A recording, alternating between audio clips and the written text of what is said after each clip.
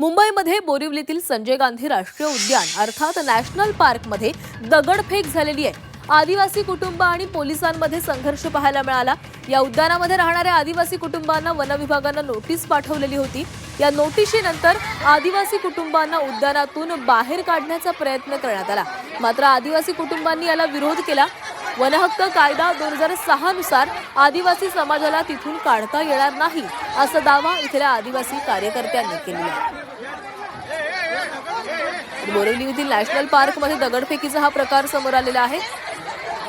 जे काही आदिवासी कुटुंब होते सोबतच पोलिसांमध्ये दगडफेक संघर्ष झाल्याचं पाहायला मिळालेलं आहे। या आदिवासी कुटुंबांना प्रशासनाकडून नोटीस पाठवण्यात आलेली होती आणि ज्यावेळेस या कुटुंबांना घरं खाली करण्यासाठी या ठिकाणी पोलीस सांगण्यासाठी आलेले होते, त्याच दरम्यान हा संघर्ष झाल्याचं समोर आलेलं आहे।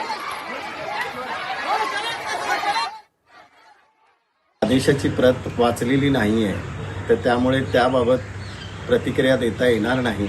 परंतु आपल्या संजय गांधी राष्ट्रीय उद्यान व मुंबई शहरातील ज्या ठिकाणी वन क्षेत्र आहे त्या ठिकाणी राहणाऱ्या आदिवासी लोकांसाठी वन हक्क कायदा 2006 प्रमाणे आपल्याला संरक्षण मिळालेलं आहे। संजय गांधी राष्ट्रीय उद्यानामध्ये 56 आदिवासी पाडे आहेत आणि त्या ठिकाणी राहणारे आदिवासी हे परंपरागत त्या ठिकाणी राहतात। तर वन हक्क कायदा 2006 प्रमाणे त्यांना वनपट्टे मिळाले पाहिजेत।